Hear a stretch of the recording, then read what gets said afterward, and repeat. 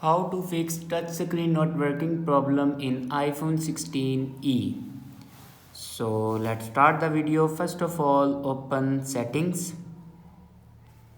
In settings, scroll down and then click on general and then click on software update. Now here you can check your latest version will be updated or not. If it doesn't update to latest version, then update it to latest version. After updating a latest version, your problem will be fixed. If it doesn't fix your problem, then remove your screen protector and update a new one protector. After update a new one protector, then open settings and click on general and then scroll down in last and click on transfer or reset iPhone. Now click on reset. On top you can see the option reset all settings.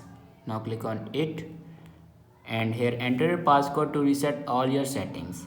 It will be reset all the settings but never destroy and other data like photos, videos and other data. It will only reset your all settings. After reset all the settings, your problem will be fixed.